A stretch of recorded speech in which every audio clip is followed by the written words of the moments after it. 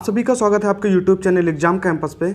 तो अभी जो 15 अक्टूबर को यूपी ट्रिपल एस सी पेट की जो पहली मॉर्निंग शिफ्ट में जो पेपर हुआ है उसकी हम एनालिसिस करेंगे और उसके जो करेक्ट आंसर हैं उसके बारे में बात करेंगे। तो पूरे के पूरे 100 क्वेश्चन के बारे में मैं जल्दी से आपको आंसर की उपलब्ध करा रहा हूँ। तो चलिए देखते हैं पहला क्वेश्चन ये है 40%। तो सबके में अलग अलग हो सकता है, तो आप अपने से मिला लीजिएगा। तो ये इसका आंसर है 20% और 5 परिणामों का औसत 46 था। इस क्वेश्चन का आंसर जो है वो है 50। और उसके बाद तीसरा क्वेश्चन है मैथ का, इसका आंसर आएगा 14.26। अगला क्वेश्चन है पादप कोशिका भित्ति निम्न में से किससे बनी होती है? तो ये सेलुलोज की बनी होती है, इसका आंसर होगा 30। उसके बाद इस क्वेश्चन का आंसर है 100। अगला क्वेश्चन है किस विकल्प में सही विलोम युग्म है? तो नूतन और पुरातन। मैं आपको केवल आंसर बता रहा हूँ, आंसर बाकी जो एक्सप्लेनेशन होगा वो मैं बाद में बात करूँगा इसके बारे में।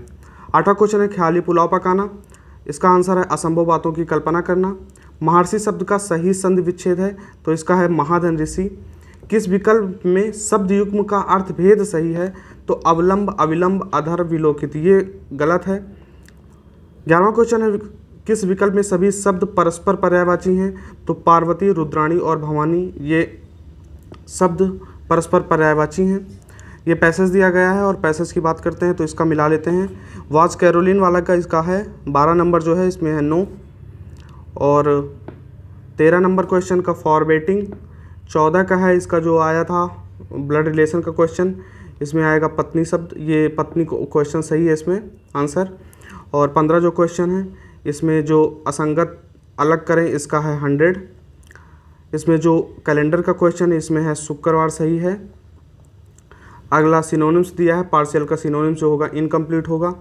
18वां क्वेश्चन है डिसअपॉइंट का एंटोनिम्स पूछा है, तो सेटिस्फाई होगा इसमें। उसके बाद ये पूछा है कि the practice of writing, editing and और कंपाइलिंग डिक्शनरीज, तो इसका होगा लेक्सिकोग्राफी। अगला क्वेश्चन है 20वां, नॉर्मल को RPNLBM लिखा जाता है, तो ये इसमें इसका जो आंसर है इसका होगा ए। 21वां क्वेश्चन है इनमें से कोई नहीं, ठीक है, आप जल्दी केवल क्वेश्चन मिला लीजिए बस। 22वां क्वेश्चन है पहली अंडर वाटर मेट्रो का उद्घाटन कहाँ पे किया गया? तो ये कोलकाता में किया गया है। 23वां क्वेश्चन है किस देश के वैज्ञानिकों ने पहला कृत्रिम भ्रूण तैयार किया? तो इजराइल ने तैयार किया है। प्रधानमंत्री मोदी ने Indian international bullion exchange launch किया है, गुजरात में लॉन्च किया है। और किस देश ने अगस्त 2020 ताइवान के आसपास अपना अब तक का सबसे बड़ा सैन्य अभ्यास किया है? तो चाइना ने किया है, ठीक है। अगला क्वेश्चन है 26वां, भारतीय सेना ने जुलाई 2022 में एक अखिल भारतीय उपग्रह संचार अभ्यास स्काईलाइट है, इसका आंसर। भारत के किन दो शहरों के बीच आकाशा एयर चली है? तो मुंबई से अहमदाबाद के बीच में। 28वां क्वेश्चन है आज़ादी का अमृत महोत्सव बढ़े चलो अभियान किस केंद्रीय मंत्रालय द्वारा चालू किया गया? तो संस्कृति मंत्रालय ने चालू किया है।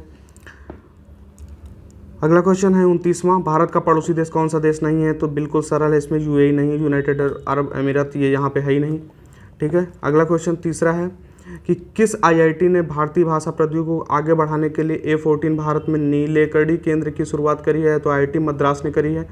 31वां क्वेश्चन है किस केंद्रीय मंत्री की अध्यक्षता में नशीली दवाओं की तस्करी और राष्ट्रीय सुरक्षा पर एक राष्ट्रीय सम्मेलन आयोजित किया गया है? तो केंद्रीय गृह मंत्री अमित शाह हैं, उनकी अध्यक्षता में। अगला क्वेश्चन 32, हर घर जल, इसको मैंने अपने करंट अफेयर्स के जो क्लास करी थी उसमें जो है एकदम विस्तार से बताया था। हर घर जल प्रमाणित राज्य, जिला दोनों चीज़ बताई थी। तो इसमें जो जिला वो राज्य है वो इसमें है गोवा, ठीक है। 33वां क्वेश्चन है, ये भी हमने बताया था, अंतर्राष्ट्रीय जैव विविधता दिवस 22 मई को मनाते हैं। विश्व का सबसे बड़ा नदी द्वीप माजुली द्वीप, ये है ब्रह्मपुत्रा नदी पर, ठीक है। तो इसका आंसर होगा माजुली द्वीप। 35वां क्वेश्चन है हंगरी की राष्ट्रीय मुद्रा। याद रखिएगा एक क्वेश्चन जरूर पूछेगा यूपी पेट के एग्जाम में, तो लगभग हर देश की लगभग याद कर लेना आप जो इम्पोर्टेंट देश हैं। तो इसका जो होगा हंगरी की राष्ट्रीय मुद्रा है वो है हंगेरियन फोरिन। स्वतंत्रता के बाद भाषा के आधार पर सबसे पहला जो राज्य बना था वो बना था आंध्र प्रदेश, ठीक है। 25 वर्ष होती है लोकसभा में पद धारण करने की न्यूनतम आयु। 38वां क्वेश्चन है UNFCCC का अर्थ क्या होता है? तो United nation framework convention climate change होता है।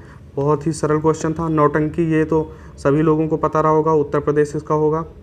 ऑस्ट्रेलियन ओलंपिक समिति का IOC का मुख्यालय कहाँ पे है? तो स्विट्जरलैंड में है। स्विट्जरलैंड के लुसाने में। इनमें से किसने प्रसिद्ध पुस्तक पावर्स ऑफ द माइंड लिखी है? तो स्वामी विवेकानंद ने लिखी है। पुस्तक से क्वेश्चन भी आएगा, ये ध्यान रखना। जो कोई अभी अगला 16 को देंगे या फिर अभी शाम को पेपर देंगे, एक क्वेश्चन बुक से ज़रूर आएगा, ठीक है।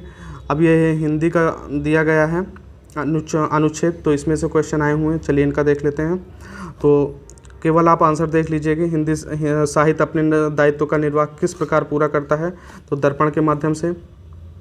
43वां क्वेश्चन है, साहित्य समाज के प्रति अपने उद्देश्य को किस प्रकार प्रकट है? आंसर ए है इसका, साहित्य समाज अपनी कृतियों द्वारा। 44वां है, साहित्य हमें किस तरह से पुरानी पीढ़ियों की जानकारी देता है? तो राष्ट्र का इतिहास, गरिमा, संस्कृति। Answer B. साहित्य केवल समाज का दर्पण क्यों नहीं है? तो आंसर है क्योंकि साहित्य द्वारा समाज की विडंबनाओं और संस्कृतियों पर प्रहार करके उनमें सुधार लाने की कोशिश की जाती है, ठीक है। अगला अनुच्छेद 47 से 51 के क्वेश्चन का आंसर देना है। तो इसमें जो है, जो 47वां क्वेश्चन है, चिरस्थायी शब्द का विलोम क्या होगा? तो क्षणभंगुर होगा। 48 है, श्रद्धापूर्वक अंतः विद्यमान सत्य के मार्ग पर आगे बढ़ते हुए सत्य का साक्षात करें। आंसर सी होगा। 49वां, जिज्ञासु को सत्य व हिंसा के पथ पर चलते समय संकटों का सामना कैसे करना चाहिए? आंसर इसका ए होगा, संकटों को सहते हुए। 50वां, सत्य और अहिंसा के मार्ग को 80 की धार पर चलने के समान क्यों बताया गया है? क्योंकि सत्य और अहिंसा का मार्ग जितना सीधा उतना ही तंग है, ठीक है। अगला क्वेश्चन है, सत्य रूपी परमेश्वर की रत्न चिंतामणि को प्राप्त करने के लिए हम क्या कर सकते हैं? तो अंतर्निहित सत्य का साक्षात करें। Answer C. अगला है मैथ का है, जो कि ग्राफ से हैं और तालिका वाले क्वेश्चन से हैं, तो इनको देख लेते हैं। 52वां क्वेश्चन है, तालिका आप देख लीजिएगा। इस अवधि के दौरान कंपनी को प्रतिवर्ष ब्याज की औसत राशि कितनी चुकानी पड़ी? 26.66 लाख, ठीक है। 33वां क्वेश्चन है, बोनस की कुल राशि, इसमें 0.6% आएगा, इसमें 68.33% है। आप क्वेश्चन मिला लीजिएगा, सब में अलग अलग आएगा। और इसका जो अनुपात है 109:151 है। 2013 के दौरान इन मदों पर कंपनी का कुल व्यय कितना है? तो 738.44 लाख रुपए है। और अगला 57 से 61 तक में है, इसके भी आंसर देख लेते हैं। 10 दिनों के दौरान ऑटो और टियागो की औसत गति का अनुपात 25:36 है, इसमें 0 घंटा आंसर आएगा। 59वां क्वेश्चन है, 56:99 आएगा क्वेश्चन आंसर। 60वां क्वेश्चन है, 18:25। 10 दिनों के दौरान टियागो और मिनी द्वारा तय की गई कुल दूरी का अनुपात कितना है? 61वां क्वेश्चन है, में 61 किलोमीटर प्रति घंटा आएगा। 62 से 66 देख लेते हैं। इसमें जो 62वां क्वेश्चन है उसमें आंसर 5000 आएगा। 63 में आएगा 9/13। 64 वाला क्वेश्चन जो है, किस वर्ष में पिछले वर्ष की तुलना में कंपनी छोड़ने वाले कर्मचारियों की संख्या में प्रतिशत वृद्धि कमी अधिकतम है? तो 2002 में है। 65 में आएगा 1%। 66 में आएगा 96.15%। 67 में आएगा 2017। 68 में 4, 69 में 20% और 70 में 2012 और 17। अगला क्वेश्चन है 2011, ये 71वां क्वेश्चन, 137.5%। 72वां क्वेश्चन है, संगमरमर पर पित्ता दिरों या रंगीन पत्थर की जड़ाई का काम किसके समय में बहुत लोकप्रिय हुआ था? शाहजहां के काल में। आप इसका जो उदाहरण है वो ताजमहल में देख सकते हो। 73, तांबे के युग का पहली बार उपयोग ताम्रपाषाण काल में। निम्न में से किस स्थान पर बौद्ध संगीत का आयोजन किया गया था? तो राजगीर में, हमने आपको बताया है। RVPK, राजगिरी, वैशाली, पाटलिपुत्र और कश्मीर में। तो ये इसको याद रखना, RVPK होता है इसका, राजगिरी, वैशाली, पाटलिपुत्र, कश्मीर, ठीक है। 75वां क्वेश्चन, निम्न से वह कौन सा व्यक्ति है जिसका नाम देवानाम प्रियदर्शी था? तो अशोक को सीधा सीधा बोलते हैं, उसमें जितने भी अभिलेख मिले हैं उसमें इसका नाम यही लिखा गया है, देवा का प्रिय मौर्य सम्राट अशोक, ठीक है। अगला क्वेश्चन है, जब ईस्ट इंडिया कंपनी को तब भारत में निम्न में से किसका शासन था? बहुत ही सरल क्वेश्चन था, मुगल सम्राट। 1600 के आसपास स्थापना होती है। उस समय भारत में जो शासन था वो था मुगल सम्राट अकबर का उस समय शासन था, ठीक है। भूदान ग्रामदान निम्न में से किसके द्वारा शुरू किया गया था? तो वो जो शुरू किया गया था वो शुरू किया था संत विनोबा भावे द्वारा, ठीक है। अगला क्वेश्चन है, दांडी नामक यात्राओं निम्न में से किस सामाजिक कार्यकर्ता ने गांधी को आंदोलन केवल पुरुषों तक सीमित न रखने की सलाह दी थी? तो वो कमला देवी चट्टोपाध्याय थी, ठीक है। कहाँ से कहाँ तक चला था? दांडी आश्रम में जो नमक आंदोलन चालू किया था वो इसकी बात कर रहे हैं, ठीक है। अगली बात है, राष्ट्रवाद की पहली स्पष्ट अभिव्यक्ति निम्न में से किस क्रांति के साथ हुई? तो फ्रांसीसी क्रांति के साथ चालू हुई थी। 80वां क्वेश्चन है, सरकार के निम्न में से किस अधिनियम के कारण बम्बई से सिंध प्रांत अलग हुआ है? तो 1935, इसको आप वैसे ये सही है, भारत शासन अधिनियम 1935।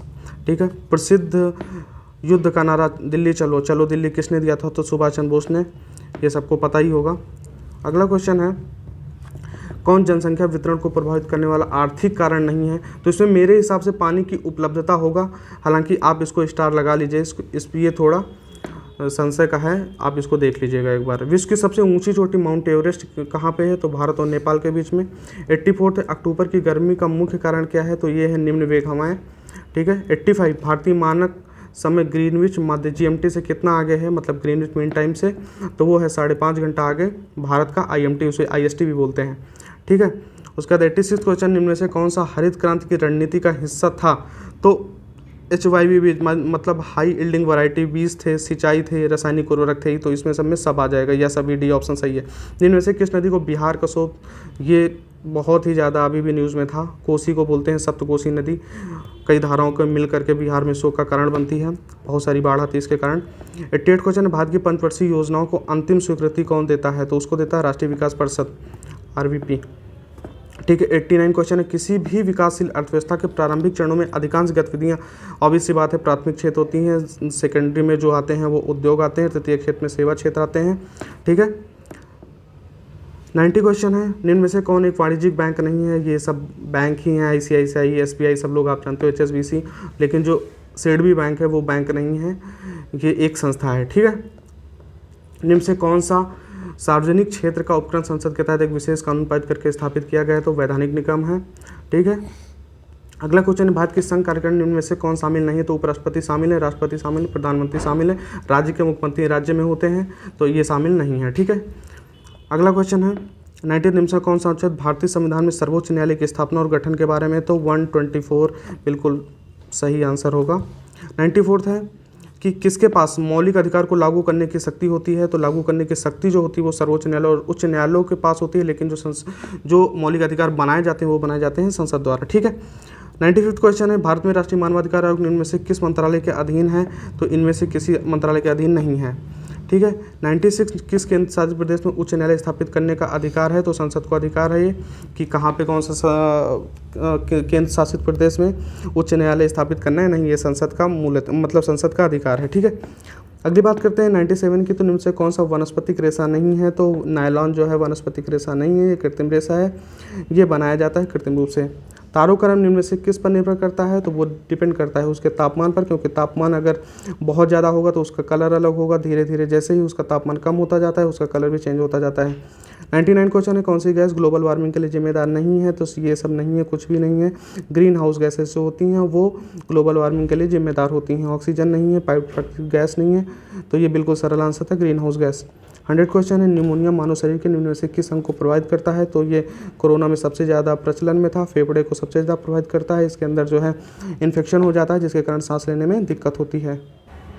तो ये थे क्वेश्चन, आपके कितने सही हुए आप मुझे कमेंट बॉक्स में ज़रूर बताइएगा, और चैनल को ज़रूर सब्सक्राइब करिए, क्योंकि ये जो क्वेश्चन आ रहे हैं मैं इनकी एक सीरीज़ लेकर आऊँगा, और मैं जीके की, जीएस की जितनी भी सीरीज़ हैं, जी पॉलिटी के लिए, हिस्ट्री के लिए, हर चीज़ के लिए, ताकि आगे एग्ज़ाम के लिए जो महत्वपूर्ण होगी, तो इस चैनल को सब्सक्राइब कर लीजिए, आपके लिए बहुत ही महत्वपूर्ण होगा। Thank you for watching.